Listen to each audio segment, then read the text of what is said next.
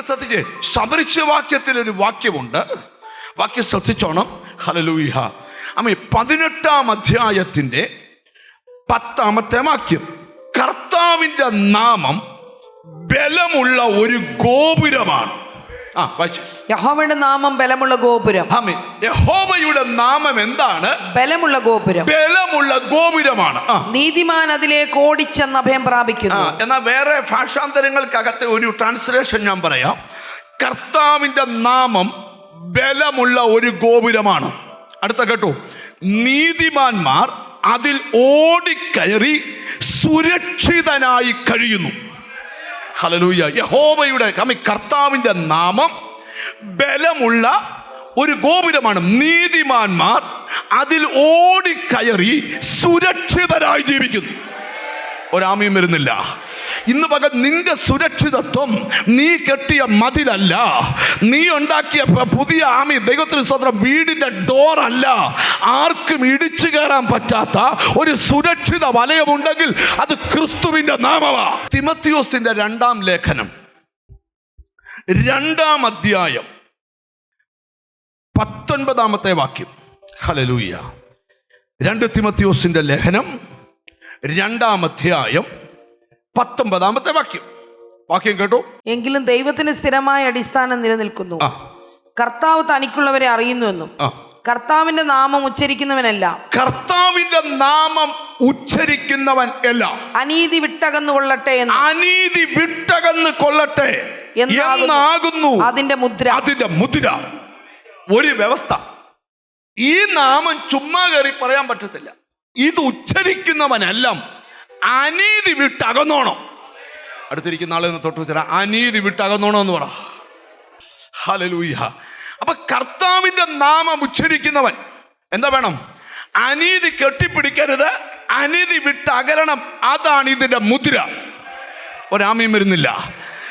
ഈ നാമം എല്ലാവർക്കും നാമയിലെടുക്കാൻ പറ്റത്തില്ല. സ്തോത്രം.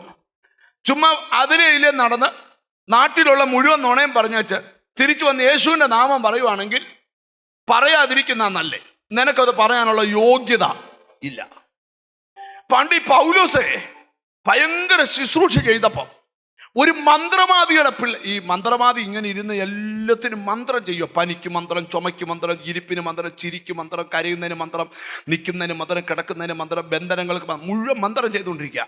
5 രൂപ തൊട്ട് 50,000 വരെയുള്ള മന്ത്രമാണ്. ഭയങ്കര ക്യൂ ആ മന്ത്രവാദിയുടെ അടുത്ത്. അന്നേരം ഈ പൗലോസ് വന്ന് ഇതെല്ലാം ഫ്രീ ആയിട്ട് യേശുവിൻ്റെ നാമത്തിൽ. ശുശ്രൂഷ എപ്പോഴും ഫ്രീയാ. അപ്പൊ യോൻ ചോദിക്കും, എന്തിനാ പക്ഷേ സ്വത്രാഴ്ച എടുക്കുന്ന? ഹോള് ഫ്രീ അല്ല, അതുകൊണ്ടാണ് സ്വത്രം. അപ്പൊ ശുശ്രൂഷ എന്തുവാ? ഫ്രീയാ. ഇത് കൃപയാൽ ലഭിച്ചതാ. ഇത് കൃപയാൽ കൊടുത്തോണമെന്നാ.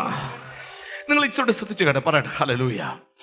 അപ്പം ഈ അവരും എന്താ ചെയ്യുന്നറിയാം? അവർ പറഞ്ഞു, ഇനി ഇങ്ങനെ ചുമ്മാ ഇരുന്നിട്ട് കാര്യമില്ല. കാര്യം 5 രൂപ തൊട്ട് 50,000 രൂപ വരെ മന്ത്രം വന്ന് രാവിലെ ഇരുന്ന് വൈകിട്ട് വരെ ക്യൂ ആയിരുന്നു. ഇപ്പോൾ ഒരു കുഞ്ഞുങ്ങൾ പോലും ഇല്ല. അപ്പോൾ അതുകൊണ്ട് നമുക്ക് ഇറങ്ങി യേശുവിൻ്റെ നാമത്തിൽ എന്ത് ചെയ്യാം? സൗഖ്യമാക്കാമെന്ന് വിചാരിച്ചു. അവർ ചോദിച്ചു, പൗലോസ് ഇത്രേ ഉള്ളൂ, ഇങ്ങോട്ട് യേശുവിൻ്റെ നാമത്തിൽ സൗഖ്യമായിട്ടെന്ന് പറയുമ്പോൾ ആൾ എഴുന്നേറ്റ് പോവാം. അവർ വെച്ച് ഞങ്ങളും തുടങ്ങുക പരിപാടി. അവരങ്ങോട്ട് എഴുന്നേറ്റ് പറഞ്ഞു, ഞങ്ങൾ പുതിയ അനൗൺസ്മെന്റ് 5 പൈസ പോലും വേണ്ടി പോലെ ഞങ്ങളും യേശുവിൻ്റെ നാമത്തിൽ സൗഖ്യമാക്കാൻ പോവാ. ഈ ബോർഡൊക്കെ വെച്ച് എൻ്റെ അന്ന് ഒരു കൊടിയ ഭൂതം ഇങ്ങനെ വരിക. വന്നുമ്പോൾ ഇവരങ്ങോട്ട് എഴുന്നേറ്റ് യേശുവിൻ്റെ നാമത്തിൽ വിട്ടുപോകാൻ. ഇപ്പം ഭൂതം ചോദിച്ചു, യേശുവിനെ അറിയാം, പൗലോസിനെ നമ്മൾ ആരാടാവേ? നിങ്ങൾ ശ്രദ്ധിച്ച് കേൾക്കണം. യേശുവിനെ എങ്ങനെ അറിയാം? കാൽവറിയിൽ ഇവന്റെ തല തകർത്തോണ്ട് നല്ലായിട്ട് അറിയാം. പൗലോസിനെ പരിചയമുണ്ട്. അള്ളിപ്പിടിച്ചിരുന്ന പലയിടത്തുനിന്നും പൗലോസ് ഇറക്കി വിട്ടിട്ടുണ്ട്. അവിടെ നല്ല പരിചയ. നമ്മൾ ആരാടാവേ? ഞാൻ ആ വാക്യം വായിപ്പിക്കുന്നില്ല. ഈ സങ്കീർത്തനത്തിനൊരു വാക്യമുണ്ട്. 50-ാം സങ്കീർത്തനത്തിലെ വാക്യമേ. ഈ വാക്യം കേൾക്കുമ്പോൾ എഴുന്നേറ്റ് പോലെ. 50-ാം സങ്കീർത്തനം 16-ാം വാക്യം. ജീസസ്. എന്നാൽ ദുഷ്ടനോട് ദൈവം അരുളി ചെയ്യുന്നു, നീ എന്റെ ചട്ടങ്ങളെ അറിയിപ്പാനും എന്റെ നിയമത്തെ നിന്റെ വായിലെടുപ്പാനും നിനക്ക് എന്ത് കാര്യം? അപ്പൊ ദുഷ്ടന്മാർക്കൊന്നും ഈ നാമം എന്ത് ചെയ്യാൻ പറ്റത്തില്ല, നാമയിൽ എടുക്കാൻ പറ്റത്തില്ല. ഒരാമയും പറഞ്ഞാട്ട്. അപ്പം ആർക്കാ ഈ നാമം എടുക്കാൻ പറ്റുന്നേ? അവനെ കൈക്കൊണ്ട്, അവന്റെ നാമത്തിൽ വിശ്വസിക്കുന്ന ഏവർക്കും ദൈവമക്കളാകാൻ അവൻ അധികാരം തന്നിരിക്കുക. അപ്പൊ യേശുവിനെ കൈക്കൊണ്ടവർ, യേശുവിന്റെ മക്കളായവർക്ക് ഉച്ചരിക്കാൻ തന്നിരിക്കുന്ന നാമമാണ് യേശു ക്രിസ്തുവിന്റെ നാമം. ഒരു നല്ല ഹല്ലേലൂയ പറഞ്ഞാട്ട്. നിന്റെ ലൈഫിന്റെ ഏറ്റവും വലിയ ഹൈലൈറ്റ് എന്താണെന്നറിയാമോ?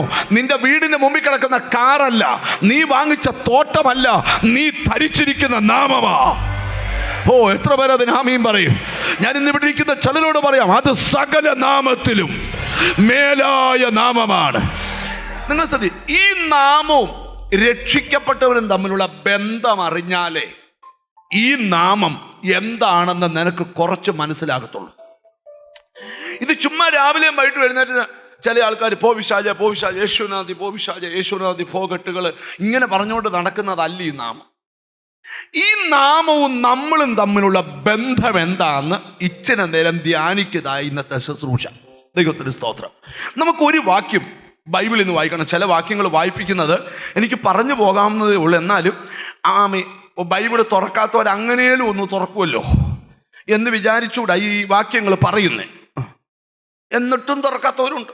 പോട്ടെ, കാണുന്നില്ലെന്നാണ് വിചാരിച്ചു. ഏറ്റവും പുറകെ ഇരിക്കുന്ന അങ്ങ് തൂണെ ചാരി ഇരിക്കുന്ന പുള്ളി ബൈബിള് തുറക്കാത്തത് വരെ എനിക്കറിയാം. അതങ്ങനാ. അതിനെങ്ങും നോക്കണ്ട, കണ്ണേ നോക്കിയാൽ മതി. ബൈബിള് തുറക്കുവാന്നേ താഴോട്ട് നോക്കും. ഇനിയും ബാക്കി താഴോട്ട് നോക്കിയാൽ മനസ്സിലാവില്ല. കണ്ണ് ഓടുന്നത് കാണാം നമുക്ക്. കണ്ണ് മിണ്ടുന്നില്ല. പണ്ട് ഞാനിങ്ങനെ യോഗത്തിൽ പ്രസംഗിച്ചുകൊണ്ടിരുന്നപ്പോൾ ഒരു ചെറുക്കൻ ഹല്ലേലൂയ പറഞ്ഞിട്ട് ഇങ്ങനെ കാണിക്കും. അപ്പുറത്തിരുന്നവനെ ഞാൻ ഓർത്ത്, എൻ്റെ ദൈവമേ ദൂത് കൊള്ളാമെന്ന് പറയാം. അവനോട് അവർ സംസാരിച്ച കാര്യം വലുതായിരിക്കും. കുറച്ചു നേരം കഴിഞ്ഞപ്പോൾ അവൻ അപ്പുറത്തിരുന്ന് കാണിക്കുക. ഞാൻ പറഞ്ഞ പാസ്റ്റർ സഭയിലെ വിശ്വാസികൾ അടിപൊളിയാണെന്നല്ലോ, ഇങ്ങനെ അത് പാസ്റ്റർ ഇന്ന് ക്രിക്കറ്റ് കളിയൊക്കെ സ്കോർ കിട്ടിയെന്നും പോയെന്നും അവന്മാർ കാണിക്കുന്നത്. നമ്മളാരും മിണ്ടുന്നില്ല. മനസ്സിലായോ? വീട്ടിൽ ഒരാളെ കളി കാണാൻ എത്തിയച്ച് അവൻ മെസ്സേജ് അയച്ചു, ഇപ്പോൾ ഒരെണ്ണം അടിച്ചു. അപ്പോൾ അവൻ പറയാം, പോട്ടെ അങ്ങനെ ആയാലും. നമ്മുടെ ഈ ചർച്ചിലൊരു പയ്യനെ, സ്തോത്രം, വളരെ ദൂരെ നിന്നൊരു അമ്മ മെനക്കെട്ട് ഇവിടെ യോഗത്തിന് കൊണ്ടുവരുമായിരുന്നു. യോഗത്തിനിടയ്ക്ക് അവൻ ഹല്ലേലൂയ പറഞ്ഞിട്ട് അവൻ്റെ അമ്മയെ നോക്കും. അപ്പം ഈ സ്ഥാനത്ത് ഹല്ലേലൂയ പറഞ്ഞാൽ നമ്മൾ ശ്രദ്ധിക്കത്തില്ല. പക്ഷെ അസ്ഥാനത്ത് ഈ ഉറക്കത്തിൽ നിന്ന് എഴുന്നേറ്റ് ചില ഈ ഹല്ലേലൂയ അന്നേരം പറഞ്ഞുകൊണ്ടിരിക്കുന്ന എടോ ദർശക നിന്നെ എടുത്ത് എറിഞ്ഞു കളയുമെന്നാ. അന്നേരം ഈ അസ്ഥാനത്ത് ഹല്ലേലൂയ പറയുക. ഈ ചെറിയ ബൈബിള് കറക്കി കുത്തി വായിക്കുന്ന പോലെ. സ്തോത്രം. ബൈബിൾ ഇങ്ങനെ രാവിലെ എഴുന്നേക്കണം, പ്രാർത്ഥിച്ചുകൊണ്ട് ബൈബിള് തുറക്കും, കിട്ടുന്ന വാക്യം വായിക്കും, അതാ ദൂത്. അങ്ങനൊന്നുമില്ല. കറക്കി കുത്തൊന്നും വേണ്ട. ചിലർ ഇങ്ങനെ പേന കൊണ്ട് കറക്കിക്കൊണ്ടുവന്ന് വചനത്തിൽ കുത്തും. ഒരിക്കൽ ഒരാൾ കുത്തിയപ്പോൾ കിടക്കുന്നു, ദൈവത്തെ മറക്കുന്നവരെ ഓർത്തുകൊള്ളുകയും കീറിക്കളയും വിടിവിക്കാൻ ആരും ഉണ്ടാകില്ല. അപ്പം അടച്ചു അടുത്തത് കറക്കി കുത്തി. മര്യാദയ്ക്ക് ബൈബിള് വായിച്ചാൽ മതി, ദൈവം നിന്നോടങ്ങ് സംസാരിച്ചോളൂ. അപ്പം ഈ ചെറുക്കൻ ഇന്ന് ഹല്ലേലൂയ പറയുക.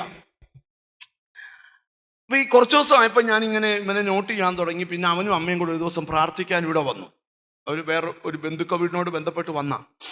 അപ്പം അവൻ പറഞ്ഞു, എൻ്റെ മോന് മൊബൈൽ ഭയങ്കര ഇഷ്ടമാണ്, പക്ഷേ പൈസ ചാർജ് ചെയ്യാത്തതുകൊണ്ട് അന്നത്തെ കുറേ കാലം പുറയില്ല.